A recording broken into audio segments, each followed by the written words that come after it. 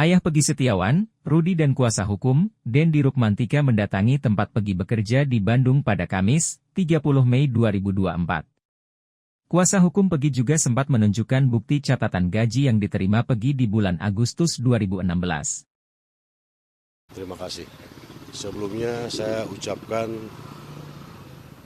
turut berduka cita atas kejadian yang menimpa keluarga almarhum Bina dan almarhum Eki. Jadi saya selaku kuasa hukum daripada orang tuanya PS ya, ini sebagai ayah kandungnya, saya akan mencoba mencari bukti-bukti bahwa Pegi Setiawan yang mana yang dimaksud dalam pelaku pembunuhan tersebut. Karena berdasarkan keterangan dari orang tuanya PS, sewaktu kejadian PS itu ada di Bandung. Jadi kejadian tanggal 27 Agustus 2016. Jadi saat itu menurut keterangan daripada orang tuanya, 27 Agustus 2016 Pegi, Ibnu, Robi, Parman, Iwan mengantar Bondol naik angkot 27 Agustus 2016 jam 8 malam mengantar Bondol naik angkot. Tujuannya Bondol mau ke terminal lebih panjang untuk pulang ke Cirebon. Jadi jam 8 malam posisi Pegi saat itu masih di Bandung. 27 Agustus 2016.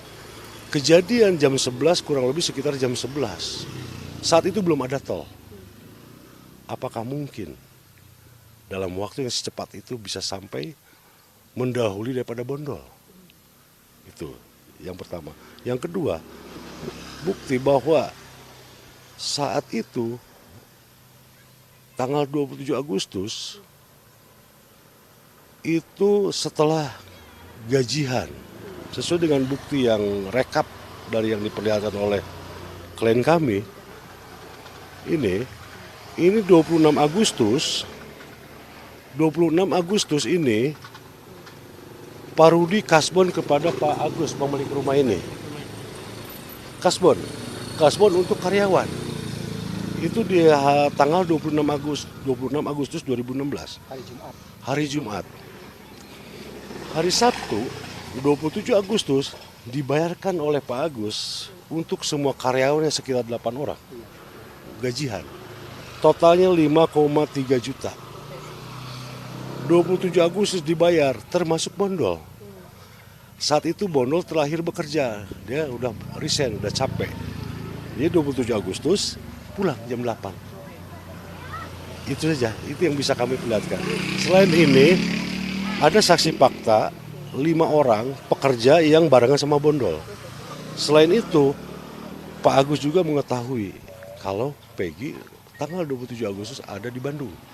Termasuk yang punya kos-kosan yang di Cilampeni.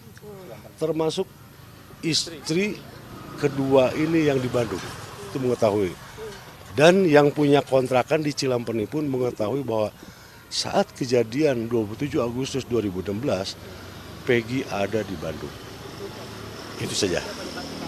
Artinya saksi yang akan dihadirkan, saksi meringankan ini ya Pak ya, kalau dari pihak keluarga Pegi siapa saja Pak? Insya Allah dari pihak keluarga Pegi, karena itu akan menghadirkan saksi-saksi, diantaranya teman-teman pegawainya Pegi. Kedua, Pak Agus. Ketiga, Ibu Tuti, istri keduanya. Keempat, pemilik kos-kosan Cilampeni, Pak siapa? Pak Isep. Kalau kami tidak bisa menghadirkan itu saksi, saya meminta pihak berwenang untuk memanggil yang bersangkutan. Bila perlu, seluruhnya dikonfrontir. Biar kelihatan titik terangnya. Pak, ini kan juga banyak pertanyaan dari publik mengenai bukti yang ditampilkan oleh pihak kepolisian saat rilis Peggy sebagai tersangka kemarin. Ada komentar Pak terkait hal itu? Bukti apa? Bukti-bukti berupa apa sih namanya, ijazah dan lain-lain itu sebetulnya sah untuk kemudian menetapkan Peggy sebagai tersangka. Kalau menurut analisa hukum ataupun analisa dari pihak penyidik itu sebagai bukti untuk dijadikan tersangka, sah-sah saja, silakan saja. Yang jelas di sini perubahan nama dari Peggy kepada Robi di dalam KK, dalam KTP, di dalam akte tidak ada berubah nama Robi. Sehingga nama Peggy Setiawan berubah Robi. Saat itu setelah selesai membangun rumah ini, pekerja semua pulang ke Cirebon. Yang tinggal hanya Peggy dan Robi.